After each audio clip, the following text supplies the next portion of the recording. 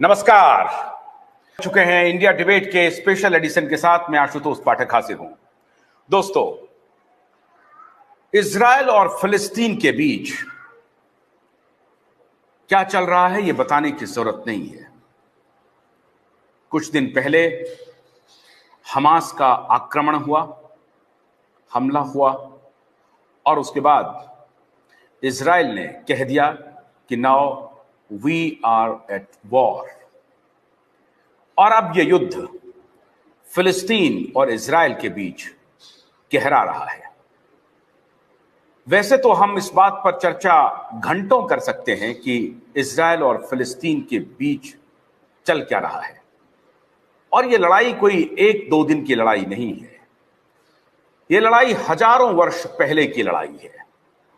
लेकिन उस पर न जाते हुए सिर्फ पिछले 70-75 वर्षों के अगर इतिहास को देखें तो आपको पता चलेगा कि इजराइल और फिलिस्तीन के बीच जड़ क्या है। भारत ने पहले इजराइल को मान्यता नहीं दी 1948 में जब इजराइल का गठन हुआ, लेकिन 1950 में इजराइल को मान्यता दे दी भारत ने। सबसे पहले पंडित नेहरू ने कहा, जब अल्बर्ट आइंस्टीन ने खत लिखा कि इजराइल के बनने में हमारी मदद कीजिए, उस वक्त के हमारे प्रधानमंत्री नेहरू जी ने कहा कि हम आपकी मदद नहीं कर सकते क्योंकि हम एक राजनेता हैं और हम एक स्वार्थी होकर के सोच रहे हैं, और उन्होंने मदद नहीं किया, इजराइल को समर्थन नहीं दिया।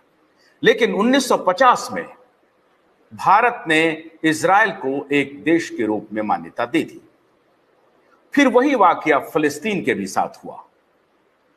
आज फिलिस्तीन को दुनिया भर के देशों से मान्यता मिल गई है। फिलिस्तीन और इजराइल के रिश्ते अलग हैं, हमास की कार्रवाई अलग है।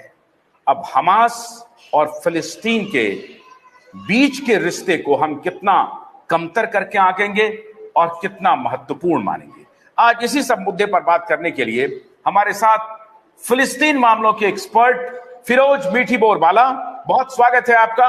वरिष्ठ पत्रकार, देशोन्नति के एडिटर इन चीफ, एसएमपीएल के चेयरमैन प्रकाश पोहरे जी, और एक नए साथी आज जुड़ रहे हैं जो विशेषज्ञ हैं, देश पांडे जी। आप सबका बहुत बहुत स्वागत है। सोपान पंधीर पांडे जी, आपका बहुत बहुत स्वागत है। पांधारी पांडे जी, बहुत बहुत स्वागत है आप तीनों का। शुरुआत फिरोज मीठी बोरबाला करेंगे। फिरोज भाई, हमास और इजराइल के बीच में एक प्रकार से ट्रूस चल रहा था। अभी फिलिस्तीन को नहीं लाते हैं। हमास एक प्रकार से इजराइल का कॉन्फिडेंस जीत लिया था कि हम वॉर में नहीं जाना चाहते। बहुत स्ट्रैटेजिक तरीके से हमास वाले काम कर रहे थे और इजरायली को भरोसा दिला रहे थे कि अब हम किसी प्रकार का हमला या युद्ध या हिंसा में यकीन नहीं करते हैं। फिर यकायक उसी युद्ध के सालगिरह के एक दिन बाद, यमोर युद्ध के एक दिन बाद, जो आज से 50 साल पहले 1973 में हुआ था, जो इजिप्ट और सीरिया का जो हमला था, उसके एक दिन बाद ऐसा क्या हो गया कि हमास ने, हमास वाले तो कह रहे हैं कि 5000 रॉकेट दागे गए, लेकिन इजरायली कह रहे हैं कि 2500 रॉकेट दागे गए। और उसके बाद पैराग्लाइडिंग करके हमास के लोग इजराइल में प्रवेश करते हैं और फिर मौत का तांडव करते हैं। ऐसा क्यों किया? एक्चुअली आपने ये अल्बर्ट आइंस्टाइन का कौन सा लेटर है वो मुझे देखना होगा, क्योंकि अल्बर्ट आइंस्टाइन ने इजराइल का जन्म का ही विरोध किया था।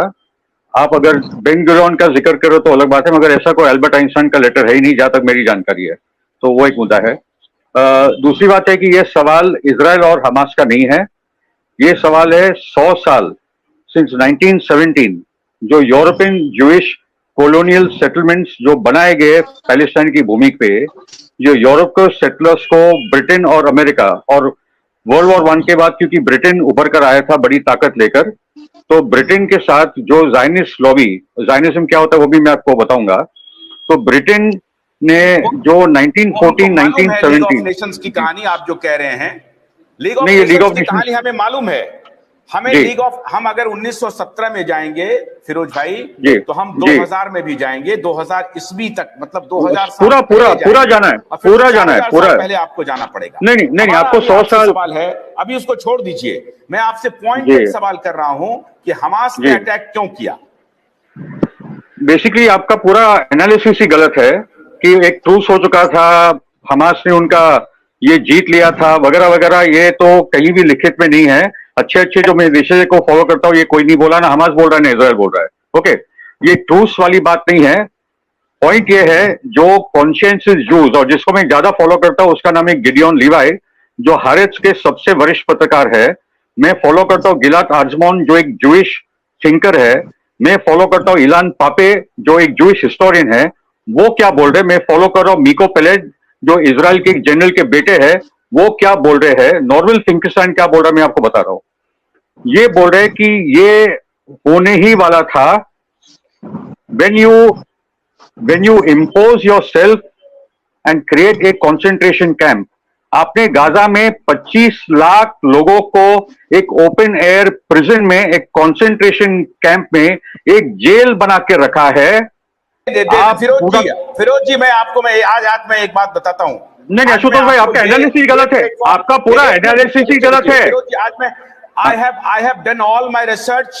But on what is your आप गाजा की बात करिए, गाजा की आपके क्या समझ है, चलिए कर लेते हैं। नहीं, गाजा की आपने बात ही नहीं की। आपने गाजा को ओपन एयर कॉन्सेंट्रेशन कैंप बोला ही नहीं है। आपने उसको कॉन्सेंट्रेशन कैंप बोला होगा तो मुझे बताओ, आप उसको जेल मानते कि नहीं वो बोलते हो। It is a 25 lakh people का जेल। वॉर्सो गेटो की बात करेंगे आप। वॉर्सो गेटो में जब वर्ल्ड वॉर 2 के दौरान जब Jews broke out of Warsaw ghetto, एक जेल बनाकर रखा था नाजीज ने।